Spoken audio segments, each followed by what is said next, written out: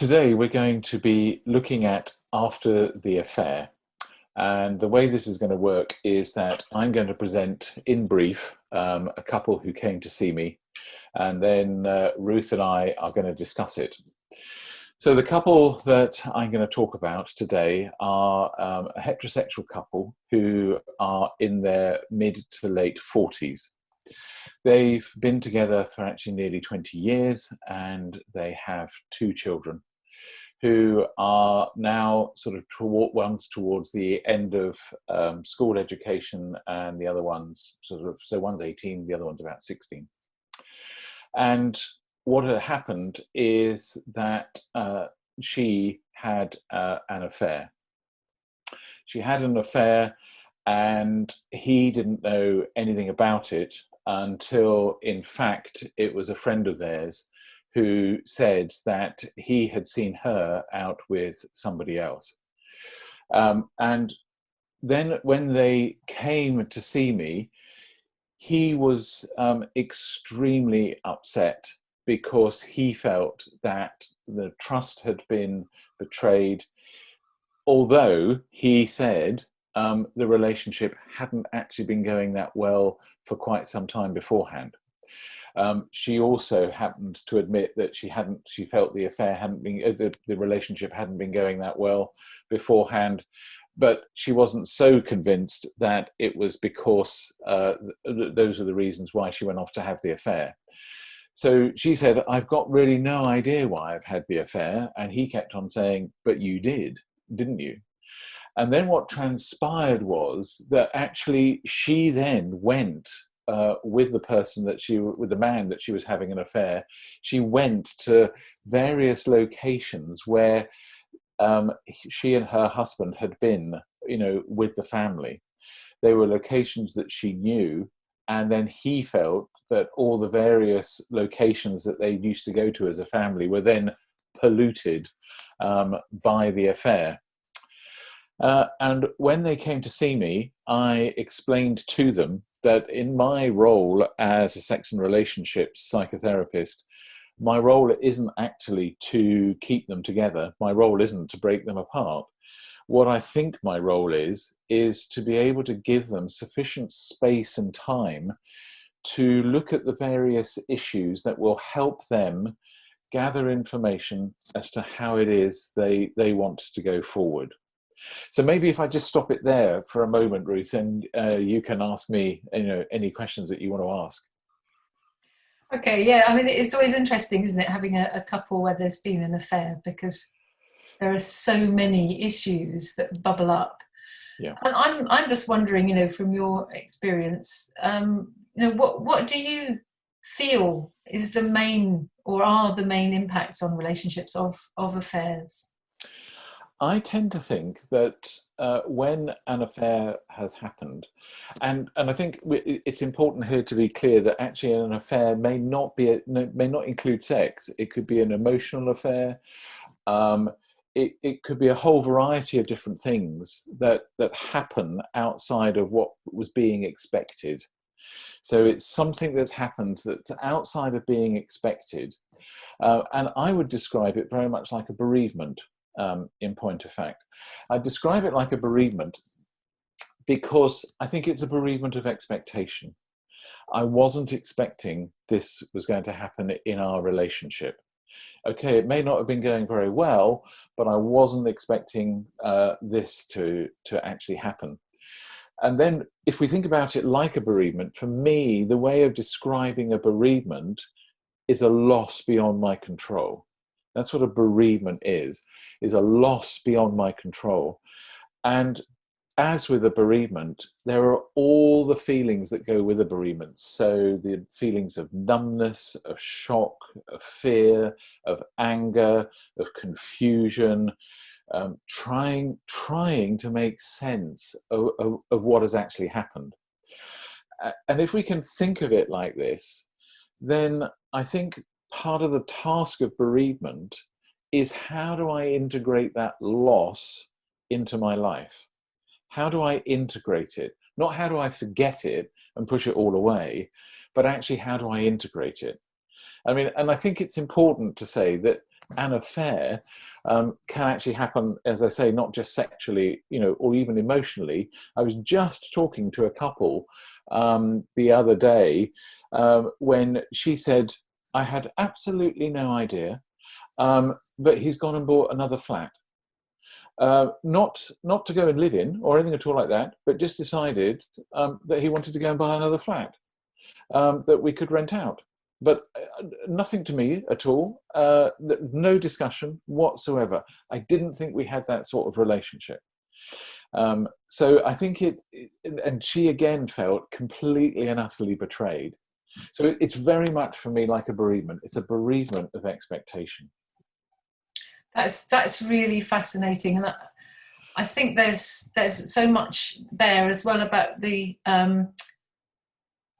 grief behind this. Yes. How I don't know, when I've worked with couples post affair, Mm-hmm. the level of grief, the depth of grief about that betrayal is incredibly deep. And I just wonder, I suppose, how you might work with that when you might have one person who's really shocked and very, very sad, Mm-hmm. and is needing to make sense of it. And sometimes people just ask for Mm-hmm. so much detail, and they, I think that comes from that place of I suppose, I mean, shock is probably the best way of putting it, of that totally unexpected experience, and the need for detail. And what do you do when you might get someone who just asks and asks and asks for detail? I think in large part it's because somebody's trying to make sense of what's happened.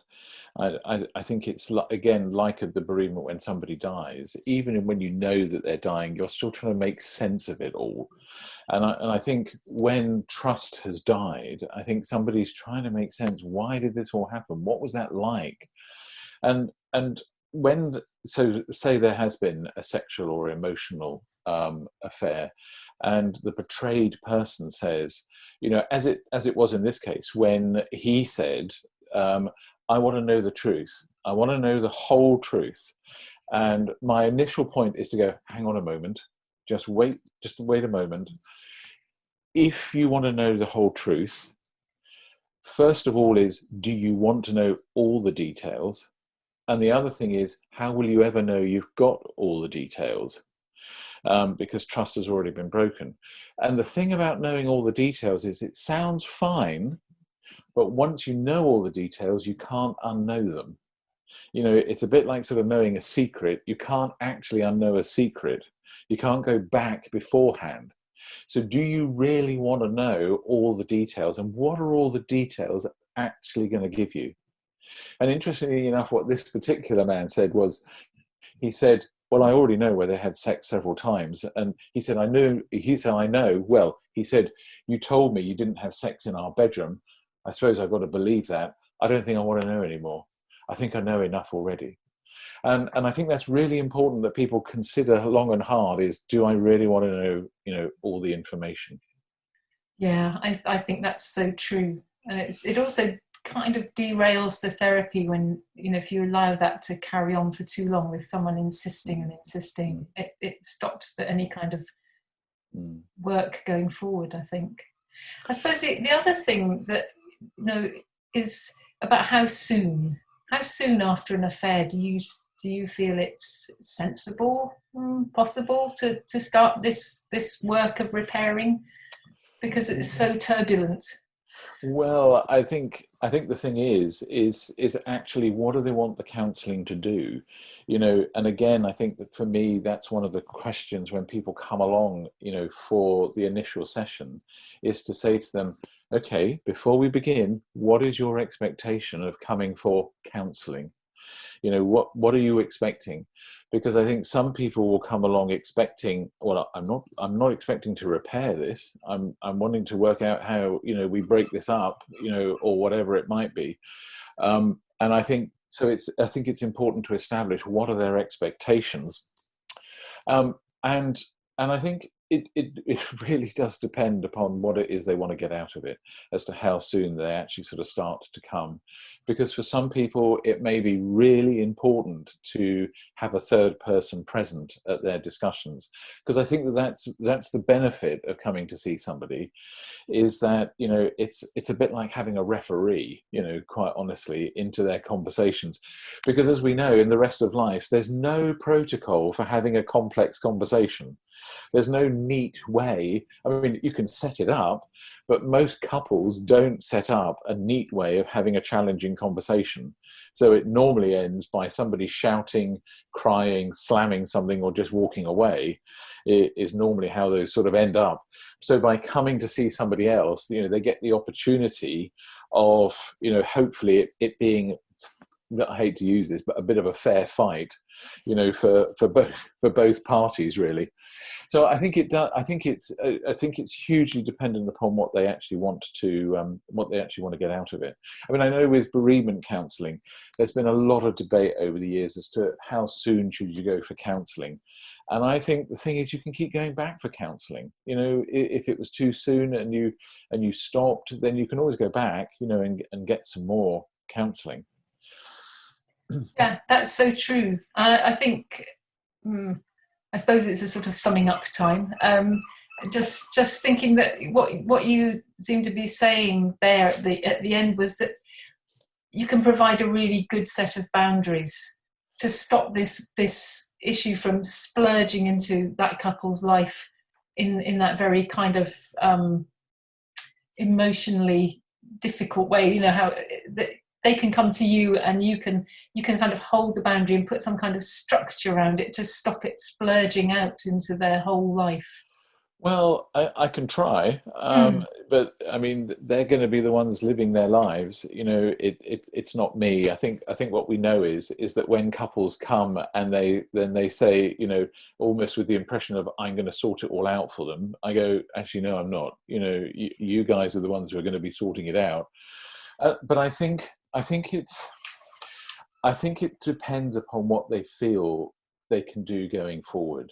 You know, does the betrayed person feel actually, I do, you know, what sort of relationship do they want, you know, with the person who's had the affair? You know, and it is for them to actually sort of say, this is what, you know, I can manage. This is what I think I can do. And there are different ways then of looking, you know, ahead as to how they're going to. So, but I think if they are going to move forward together as a couple, and even, you know, if they're going to split up, in order for them to, you know, not live a life, it's difficult to say, but not to live a life of bitterness, you know, or ongoing sort of angst. They've got to find a way of integrating what's happened into their lives.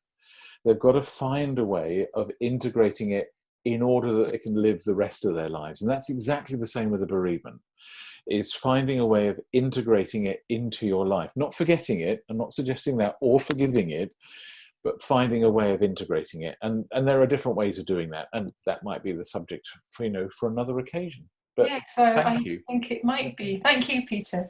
Thank you, Ruth.